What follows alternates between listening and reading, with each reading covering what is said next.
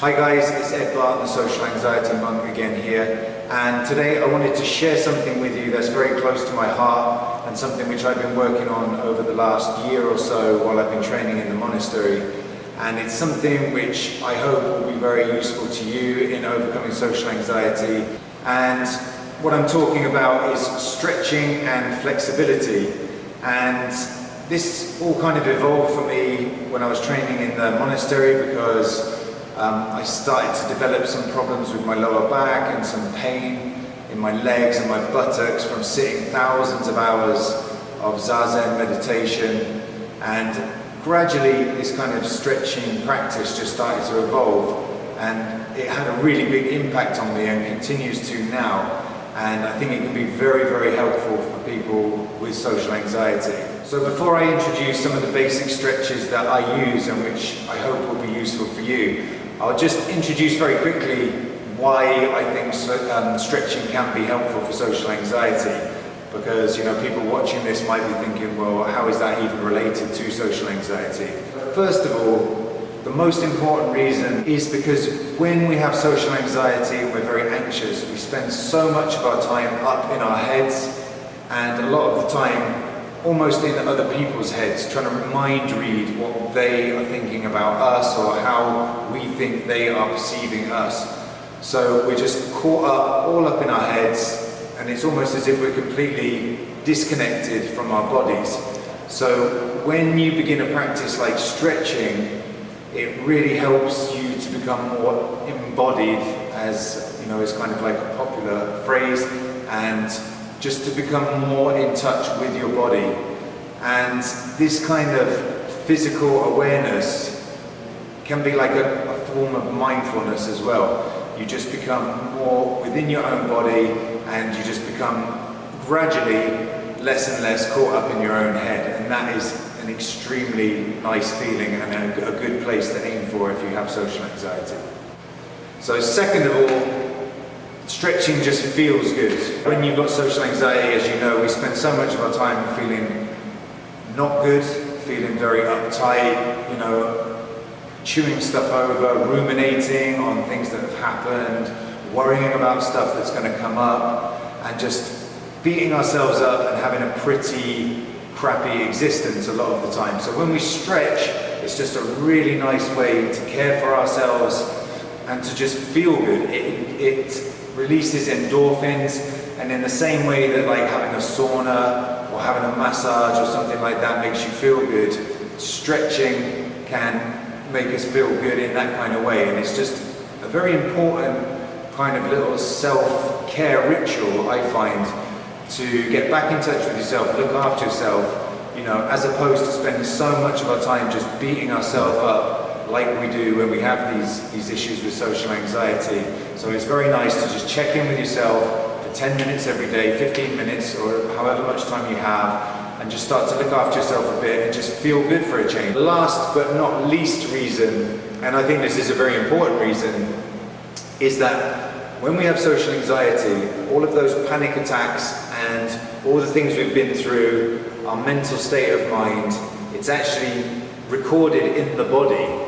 And often what you get is a kind of what's called body armoring. So people such as yourselves watching this, perhaps, if you're very anxious and you're very aware of what other people might be thinking of you, you can, for example, become defensive. So then your shoulders start to like come up to your ears, and this stuff starts to get written into the body. And if the body naturally assumes this kind of defensive posture, then that also has a relationship to the mind. So when you're kind of hunched over and submissive and defensive, this can also put you into this frame of mind. And then if we take time to stretch out the neck muscles, lower the shoulders, open the chest, start to have a better posture, this can then also have a relationship to our state of mind, and we can actually feel mentally more open as the body starts to open up as well, which is a very nice feeling from my own experience. Okay, so with all of that being said, I would like to just go ahead and give you a very quick rundown of some of the stretches that I do every day when I wake up in the morning, just to get me primed up for the day. I find it opens up the energy channels, it gives me energy, it puts me in a positive frame of mind, and it gets me going for the day. So the first posture or the first stretch that I'd like to show you is something that came about spontaneously for me. I didn't know anything about yoga. Some of the stuff that you're going to see today does have some relationship to yoga, but this is stuff that I've learned about afterwards. When I first got into this stuff, I had no idea about yoga. I just started doing what felt good for my body. And this first posture is a big back stretch, and I found out later that it's actually called the plow. And I would just wake up on the tatami in the monastery at like 3 a.m. or 3:30, and I would just naturally throw my legs over my head and give my back a really good stretch. So I'll just show you now what that looks like.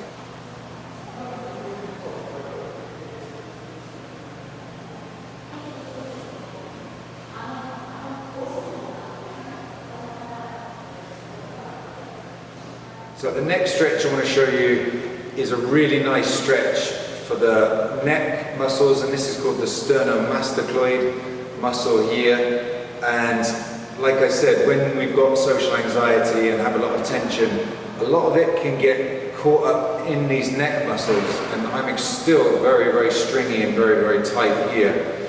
And what I've read actually is that as this opens up, this can even increase blood flow to the brain. And as you will know probably if you're watching this, when you have really bad anxiety, you can get so nervous that you kind of just blank out mentally sometimes and can't think of the right thing to say or the right thing to do. So if we can get more blood flowing up to the brain, more oxygen, then that keeps us more clear-minded and we can handle ourselves better in pressurized situations.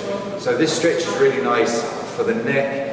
And basically in a kneeling posture, if you're just on your knees, you can take one of your hands and you just hold your shin, and you don't, if that's uncomfortable, you can actually just put it to the side and stretch a little, and then you just take this hand, put it on one side of your head, and very, very carefully and very gently just apply a little bit of pressure, and you can feel a really good stretch down that side of your neck, and even into the shoulder and down the bicep, and actually it's called the brachius, this part of the arm which is basically where the bicep is, and running all the way down into the hand. And that feels awesome for me. I've got problems with my neck, so I have to let the pressure off very carefully. If you're trying this for the first time, please be super, super careful and go very, very gently with it. And then you can do it on the other side. Just hold it for a little bit of time, hold it for as long as you want, and let the pressure off gently. And you can even do a couple of neck turns as well. And I really recommend just trying to build this into like your daily stretching routine, your daily self-care routine, and it just starts to feel a lot better to have less tension in the neck there and around the shoulders.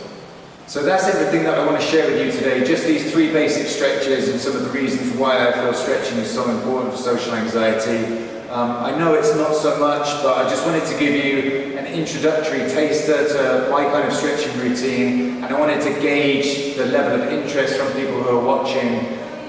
If you feel that this is something you would like to know more about, please let me know in the comments below, and I'll happily post up a more in-depth and longer video which shows some more of my full stretching routine, which is more like an hour long, which I do every morning.